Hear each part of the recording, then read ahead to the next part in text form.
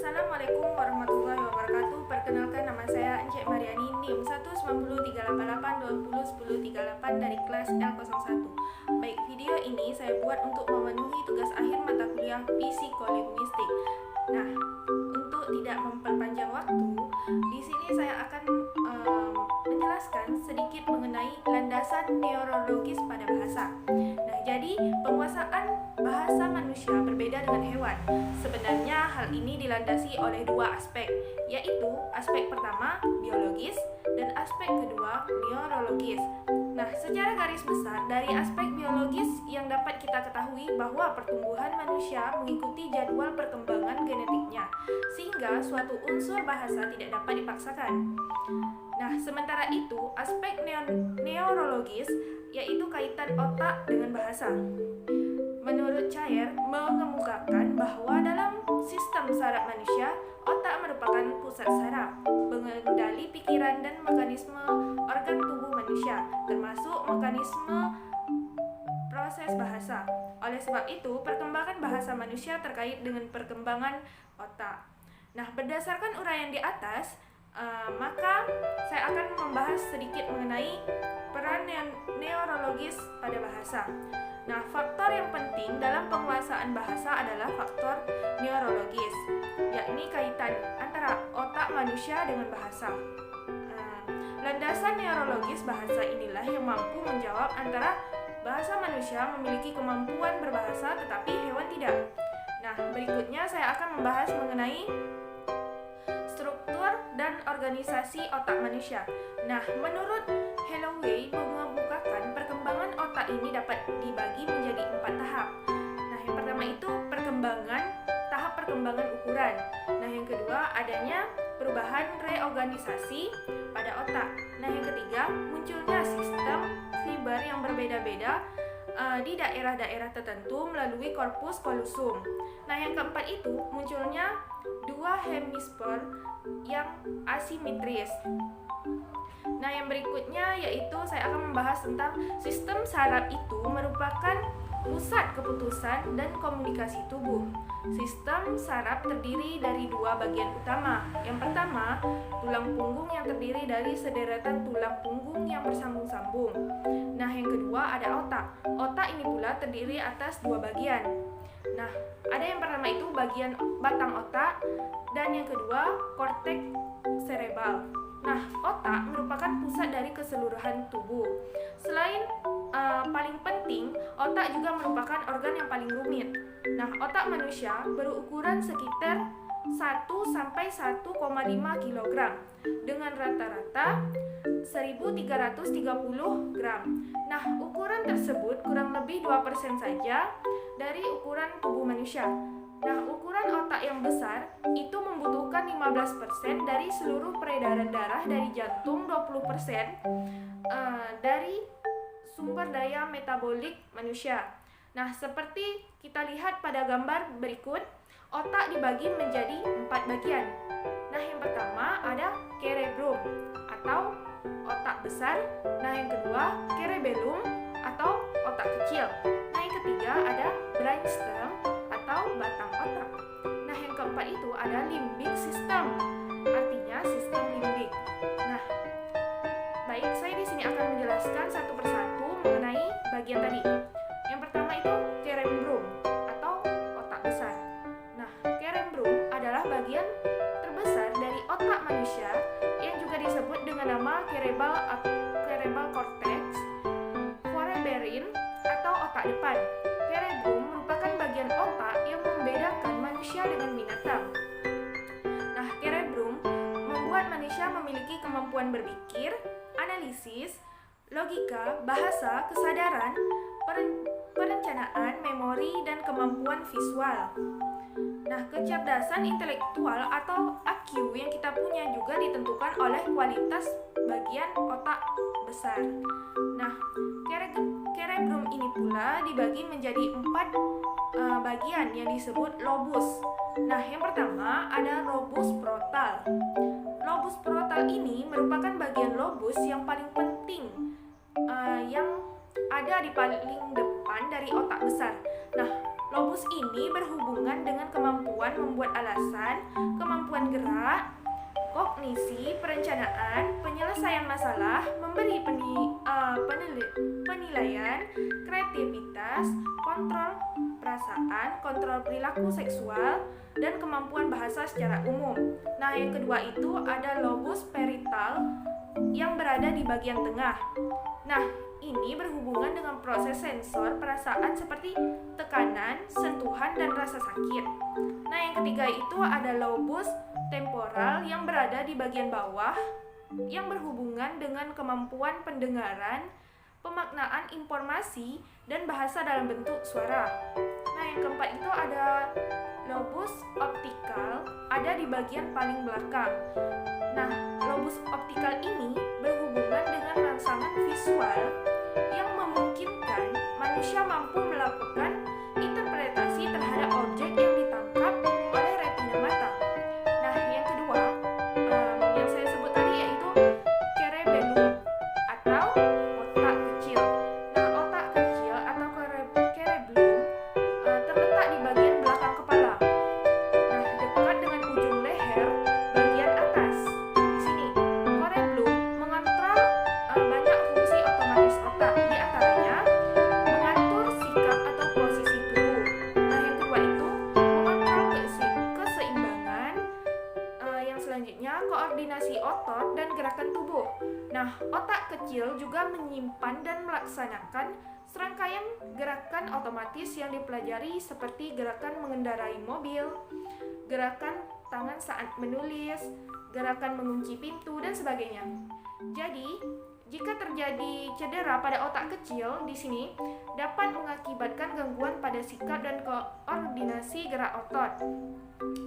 Nah, gerakan yang menjadi tindak koordinasi, misalnya orang tersebut tidak mampu memasukkan makanan ke dalam mulutnya atau tidak mampu mengancingkan baju. Nah, itu berhubungan dengan otak kecil kita. Nah, yang selanjutnya yang ketiga yaitu brainstem atau batang otak. Nah, batang otak ini berada di dalam tulang tenggorok atau rongga kepala bagian dasar dan memanjang seperti ke tulang punggung atau tulang sumsum belakang, kan? Jadi bagian otak ini mengatur fungsi dasar manusia seperti pernapasan, denyut jantung, mengatur suhu tubuh, mengatur proses pencernaan, dan merupakan sumber insting dasar manusia yaitu fix or flex, yang artinya lawan atau lari. Nah, saat datangnya bahaya, batang otak dijumpai juga pada hewan seperti kadal atau buaya. Oleh karena itu, batang otak sering juga disebut otak reptil atau primitif. Nah, contohnya, ketika kita merasa tidak nyaman atau terancam, ketika seseorang tidak kenal terlalu dekat dengan kita, batang otak terdiri dari 3 bagian, yaitu mesencephalon atau otak tengah disebut midbrain, adalah bagian teratas dari batang otak yang menghubungkan otak besar dan otak kecil. Otak tengah berfungsi dalam hal mengontrol respon penglihatan, gerak mata, pembesar pupil mata, dan mengatur gerakan tubuh dan pendengaran. Nah, yang kedua yaitu medula atau oblong mata adalah titik awal saraf tulang belakang dari sebelah kiri badan menuju bagian kanan badan. Nah, begitu juga sebaliknya. Medula mengontrol fungsi otomatis otak seperti detak jantung, sirkulasi darah, pernapasan, dan pencernaan. Yang ketiga itu yaitu pons, merupakan stasiun pemancar yang mengirimkan data ke pusat otak bersama informasi retikular. Nah, pons ini merupakan menentukan apakah kita itu terjaga atau tidak dari tidur. Nah, yang keempat itu adanya limbic system atau sistem limbik. Nah, sistem limbik ini terletak di bagian tengah otak yang membungkus batang otak ibarat ke arah baju. Nah, limbik berasal dari bahasa Latin yang berarti kerah. Nah, bagian otak ini sama dimiliki juga oleh hewan mamalia sehingga sering disebut dengan otak mamalia. Komponen limbik antara lain yang pertama itu hipotamulus. Nah, yang kedua talamus, amigdala, hipokampus, dan korteks limbik. Sistem limbik berfungsi menghasilkan perasaan, mengatur produksi hormon, memelihara homeostasis, rasa haus, rasa lapar, dorongan seks, pusat rasa senang, metabolisme, dan juga memori jangka panjang. Nah, berikutnya saya akan membahas mengenai perbedaan fungsi otak kanan dan otak kiri. Nah, perbedaan ini terletak pada otak kiri berfungsi dalam hal berhubungan dengan logika, rasio kemampuan menulis dan membaca, serta merupakan pusat matematika. Beberapa pakar menyebutkan bahwa otak kiri merupakan pusat intelligence atau EQ maksudnya, Mak. Nah, sementara itu, otak kanan berfungsi dalam perkembangan emotional quotient atau EQ, misalnya sosialisasi, komunikasi, interaksi dengan manusia lain, dalam hal pengendalian emosi. Nah, berikutnya saya akan membahas mengenai otak dan bahasa, hubungan otak dengan bahasa. Nah, untuk mengetahui bagaimana hubungan bahasa dengan otak manusia melalui sudut pandang neurolinguistik, maka akan saya bahas mengenai pengertian bahasa. Nah, pengertian otak atau strukturnya sudah dibahas sebelumnya, bahwa bahasa adalah alat verbal yang digunakan untuk berkomunikasi. Nah, bahasa adalah sistem simbolisan yang artibel yang dipakai oleh anggota suatu masyarakat bahasa untuk berkomunikasi dan berinteraksi antar sesamanya, berlandaskan pada budaya yang mereka miliki bersama. Nah, pendapat bahasa menurut Brown adalah seperangkat simbol atau vokal maupun visual yang sistematis, mana suka makna kata yang dirujuk dan dipakai untuk berkomunikasi oleh manusia dalam sebuah komunitas atau budaya wicara dan dikuasai oleh semua orang dalam cara yang sama. Nah, yang berikutnya yaitu hemisfer kiri dan hemisfer kanan. Nah, otak terdiri dari dua belahan hemisfer, yakni hemisfer kiri dan hemisfer kanan. Bagian manakah yang paling berhubungan dengan bahasa? Ada pandangan yang menyatakan bahwa kebahasaan adalah tanggung jawab dari hemisfer kiri.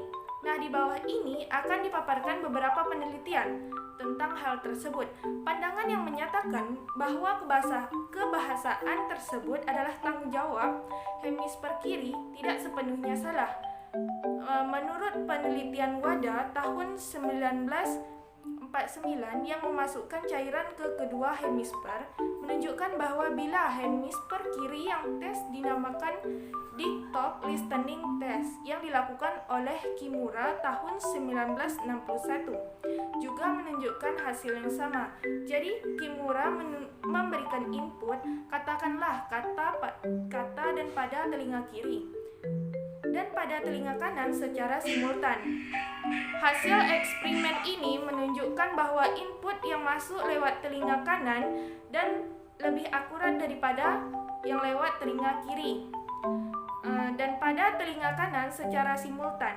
Hasil eksperimen ini menunjukkan bahwa input yang masuk lewat telinga kanan lebih akurat daripada yang lewat telinga kiri. Selain itu, ada nama operasi yang dinamakan hemisferektomi.